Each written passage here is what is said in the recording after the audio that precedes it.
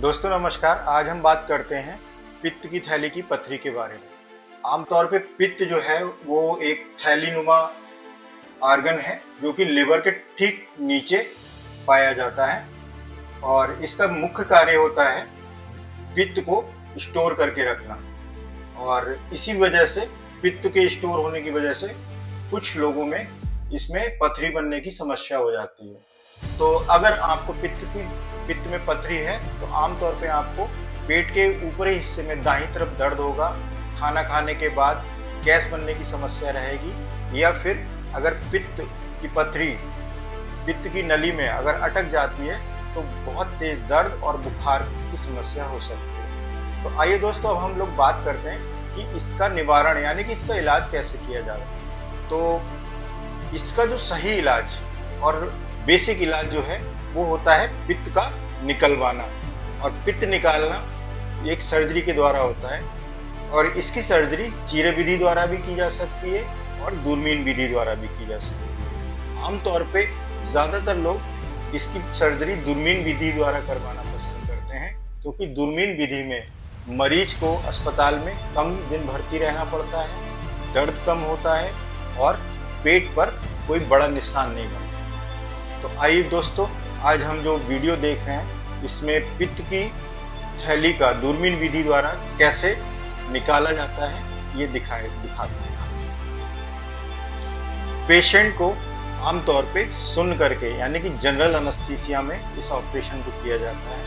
Operation करने के लिए छोटे छोटे यानी पेन के साइज के आकार के करीब 3 से 4 छेद बनाए जाते हैं और इन्हीं छेदों के द्वारा मरीज के पेट में दूरबीन और इंस्ट्रूमेंट्स को इंसर्ट किया जाता है। इंसर्ट करने के बाद इसमें हम पित्त की थैली को पित्त की नली से सेपरेट करते हैं और पित्त की नली को एक क्लिप्स के द्वारा टाई करके पित्त को निकाल देते हैं। और पित्त निकालने के लिए हमें अलग से चीरा नहीं लगाना पड़ता है, बल्कि इन्हीं छेदों के द्वारा पित्त को हम निकाल लेते हैं। ऑपरेशन के बाद मरीज को हम 3 से 4 घंटे बाद खाने को या पीने को अलाउ करते हैं और आमतौर पे अगर कोई परेशानी नहीं है तो मरीज को अगले दिन शाम तक उसको छुट्टी कर देते हैं। इस ऑपरेशन के बाद मरीजों को घर पर 2 या 3 दिन रेस्ट करना पड़ता है, उसके बाद वो अपने काम पर जा सकते हैं। और खाने पीने में मरीजों को तली हुई और मसालेदार चीज़ों से परहेज करना होता है और भारी वजन के लिए भी उठाने को मना करते हैं। ये बहुत ही सेफ और बहुत अच्छी सर्जरी है। हाँ दोस्तों, अब मैं वीडियो के लास्ट में एक बात और शेयर करना चाहता हूँ। बहुत सारे मरीज आते हैं, वो कहते हैं कि भाई हम ऑपरेशन नहीं कराना चाहते, हमारी पित्त की थैली की पथरी दवाओं द्वारा निकाली जा सकती है। तो दोस्तों, मैं इस बात को बताना चाहता हूँ कि पित्त की थैली की पथरी का सही और उपयुक्त इलाज जो है वो पित्त का निकलवाना ही होता है। चाहे आप दूरबीन विधि द्वारा निकलवाएं या चाहे आप चीरे विधि द्वारा निकलवाएं, लेकिन आजकल जो प्रचलन में विधि है वो दूरबीन विधि है, क्योंकि ये विधि एक एडवांस टेक्निक है।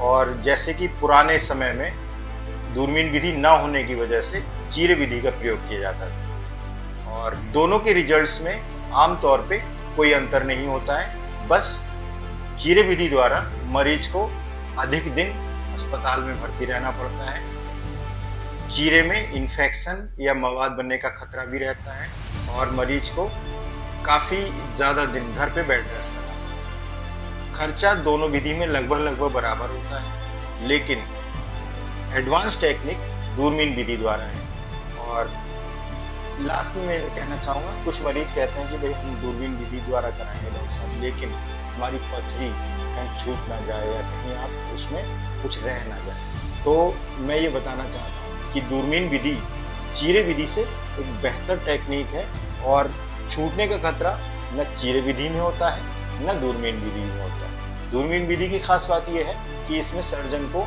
बड़ा और साफ स्पष्ट दिखाई देता है, इसलिए छूटने या रहने के खतरे दूरबीन विधि में चीरे विधि से कहीं कम होते हैं। दोस्तों, तो इसी के साथ हम ये वीडियो समाप्त करते हैं।